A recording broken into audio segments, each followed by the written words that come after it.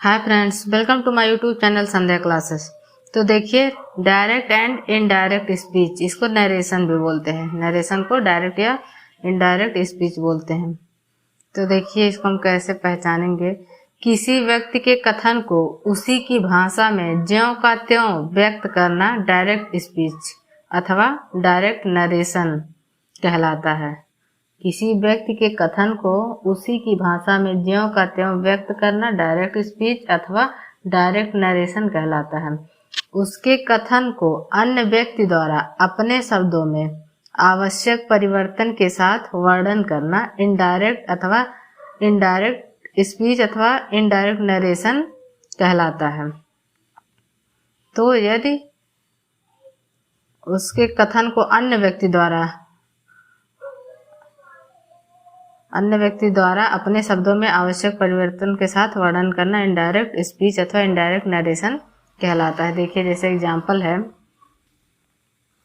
They said to us we can not go with us. They said to का हो जाएगा told, they told us. Inverted comma को हटाएंगे तो that होगा, दैट। वी का पजेसिव होता है दे, वी। उसके बाद फिर कैन का हो जाएगा कुड, उसके बाद नॉट, फिर गो, विथ, यू का अस। तो दे told us that they could not go with अस। तो आगे देखिए, स्मरणीय सहायक संकेत याद करने वाली चीज है। पहला पॉइंट है, डबल इन्वर्टेड कामा को इन्वर्टेड कामा कहते हैं। अगर इस तरह का सिंबल रहेगा तो उसको इन्वर्टेड कामा कहेंगे, और अगर इस तरह से सिंबल स्टार्ट में भी रहेगा और लास्ट में भी रहेगा तो उसको रिपोर्टिंग वर्ब कहते हैं। अगर इन्वर्टेड कामा में है, उसके बाद फिर बीच में वर्ड है, उसके बाद से फिर इन्वर्टेड कामा, तो उसको रिपोर्टिंग वर्ब कहेंगे। फिर इन्वर्टेड कामा स्टार्ट में फिर लास्ट में है के अंदर के कथन को रिपोर्टेड स्पीच, उसको रिपोर्टेड स्पीच कहेंगे। फिर अगर इस तरह का सिंबल है कि अंदर के कथन का पहला अक्षर कैपिटल लेटर से लिखा जाता है, जैसे ऐसे है, तो अगर कोई भी वर्ड पहला रहेगा तो कैपिटल में वो लिखा जाएगा। आगे देखिए, काइंड्स ऑफ सेंटेंस। सेंटेंस के प्रकार कितने प्रकार के होते हैं? Assertive sentence, interrogative sentence, imperative sentence, exclamatory sentence और ऑप्टेटिव सेंटेंस। असर्टिव सेंटेंस को विधि सूचक वाक्य बोलते हैं, इंट्रोगेटिव सेंटेंस को प्रश्नवाचक वाक्य बोलते हैं, इंपरेटिव सेंटेंस को आज्ञा या फिर प्रार्थना सूचक वाक्य बोलते हैं, एक्सक्लामेटरी सेंटेंस को विस्मयादि बोधक वाक्य बोलते हैं और ऑप्टेटिव सेंटेंस को कामना सूचक वाक्य बोलते हैं। इंपरेटिव में जैसे आज्ञा, प्रार्थना, इस तरह का सेंटेंस है तो वो इंपरेटिव सेंटेंस के अंतर्गत आएगा, और यदि जैसे विश है, इच्छा है, तो वो कामना सूचक वाक्य ऑप्टेटिव सेंटेंस के अंतर्गत आएगा। आगे देखिए, changing direct into indirect speech. Changing direct into indirect, कैसे हम बदलेंगे डायरेक्ट को इनडायरेक्ट में? तो subject plus reporting verb plus object. They said to me, they क्या हो गया? हमारा सब्जेक्ट हो गया। सेड टू क्या हो गया? हमारा रिपोर्टिंग वर्ब हो गया। मी क्या हो गया? ये हमारा ऑब्जेक्ट हो गया। रिपोर्टेड स्पीच है तो यू आर गुड, ये हमारा इतना रिपोर्टेड स्पीच है। सिंगल डबल इन्वर्टेड कामा में देखिए क्लोज है तो इसको रिपोर्टेड स्पीच बोलेंगे, और अगर इस तरह से है, सब्जेक्ट रहेगा, रिपोर्टिंग वर्ब प्लस ऑब्जेक्ट रहेगा, तो इस तरह से सेंटेंस रहेगा। आगे देखिए, डायरेक्ट से इनडायरेक्ट बनाते समय कॉमा तथा इन्वर्टेड कामा को हटा देते हैं। अगर डायरेक्ट से हम इनडायरेक्ट को बना रहे हैं तो कामा तथा इन्वर्टेड कामा जो है उसको हम हटा देते हैं। नेक्स्ट है, रिपोर्टिंग वर्ब के टेंस में परिवर्तन नहीं होता है। रिपोर्टिंग वर्ब जो रहता है उसके टेंस में परिवर्तन नहीं होता है। नेक्स्ट है, रिपोर्टिंग वर्ब को रिपोर्टेड स्पीच की वर्ब के मोड के अनुसार बदलते हैं। अगर रिपोर्टिंग वर्ब है तो उसको रिपोर्टेड स्पीच की वर्ब के मोड के अनुसार बदलते हैं। नेक्स्ट है, नाउन में कोई परिवर्तन नहीं होता है। नाउन्स जो रहता है उसमें कोई परिवर्तन नहीं होता है। इनडायरेक्ट में परिवर्तन करते समय निम्नांकित 5 स्थानों पर परिवर्तन होता है। देखिए कौन कौन से जगह पे। जब तक ये हमको पता नहीं होगा तब तक हम आगे नहीं बना पाएंगे। पॉइंट फर्स्ट है इन्वर्टेड वर्ब अर्थात डबल इन्वर्टेड कामा के बाहर वाली verb. Inverted verb inverted comma के बाहर वाली वर्ब। नेक्स्ट है आगे कामा तथा इन्वर्टेड कामा के निशान। कामा तथा इन्वर्टेड कामा के निशान। नेक्स्ट है देखिए pronouns used with in inverted comma अर्थात इन्वर्टेड कामा के अंदर प्रयोग किए हुए प्रोनाउंस अर्थात पर्सन चार्ट के शब्द। इसके अंतर्गत ये आएंगे रिपोर्टेड वर्ब अर्थात वह वर्ब जो इन्वर्टेड कामा के अंदर है।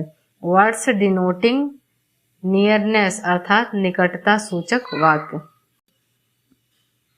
तो देखिए पर्सन चार्ट, जब ये हमको पता रहेगा तभी हम नरेशन को बना पाएंगे। तो पर्सन है, नंबर है, जेंडर है, first subject, second object, possessive, third adjective, fourth pronouns. तो पर्सन फर्स्ट है, नंबर सिंगुलर है, जेंडर कॉमन जेंडर।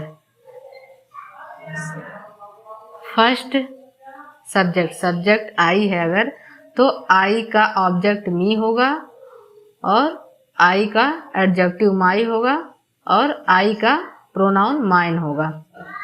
अगर प्लूरल में है जेंडर कॉमन है तो वी का ऑब्जेक्ट अस होगा,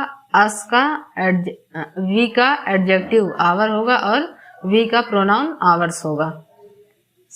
सेकेंड पर्सन सेकेंड है, सिंगुलर एंड प्लूरल, एक वचन और बहुवचन दोनों है, जेंडर कॉमन है, यू का ऑब्जेक्ट होगा यू का एडजेक्टिव होगा योर, यू का प्रोनाउन होगा योर्स।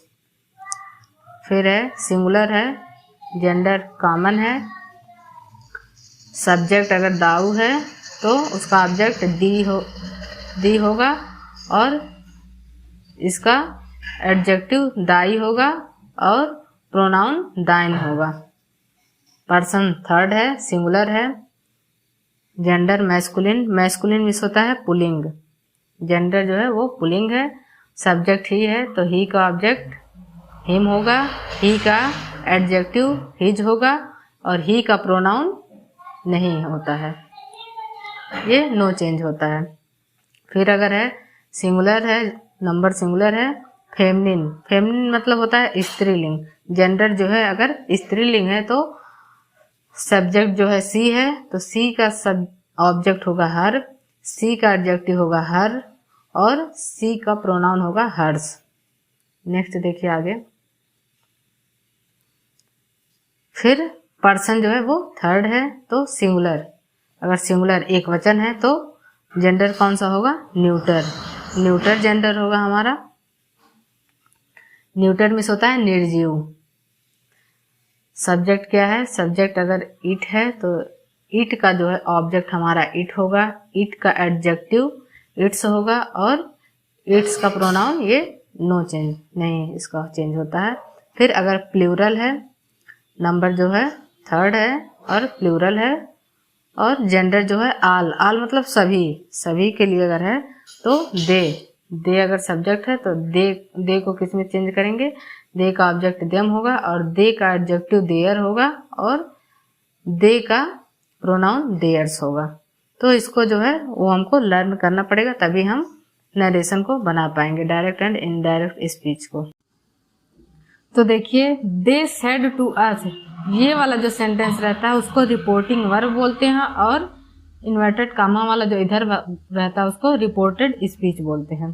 तो देखिए सेड टू है, अगर सेड है, सेज टू है तो उसको कन्वर्ट कैसे करेंगे, किस टेंस में है तो कन्वर्ट कैसे करेंगे, आगे चार्ट है देखिए। तो देखिए रिपोर्टिंग वर्ब चेंजिंग रूल, कैसे चेंज करेंगे रिपोर्टिंग वर्ब को। रिपोर्टिंग वर्ब अगर है विदाउट ऑब्जेक्ट, अगर उसमें रिपोर्टिंग वर्ब में ऑब्जेक्ट नहीं है तो सेड को टोल्ड में कन्वर्ट करेंगे और दैट को इन्वर्टेड कामा हटा के दैट को ऐड करेंगे। रिपोर्टिंग वर्ब अगर विदाउट ऑब्जेक्ट के है तो सेड को सेड में ही रहने देंगे और दैट को है जो वो ऐड कर देंगे। रिपोर्टिंग वर्ब अगर प्रेजेंट टेंस में है विथ ऑब्जेक्ट, अगर उसमें ऑब्जेक्ट है से या सेज है तो से को टेल में और सेज को टेल्स में, और दैट जो है वो लगाएंगे, दैट को ऐड करेंगे। रिपोर्टिंग वर्ब अगर प्रेजेंट टेंस में है प्लस विदाउट ऑब्जेक्ट, उसमें ऑब्जेक्ट अगर नहीं है से या फिर सेज है तो उसको से को से ही लिखेंगे और सेज को सेज में, और दैट जो है उसको ऐड कर देंगे। तो देखिए जैसे एक सेंटेंस है,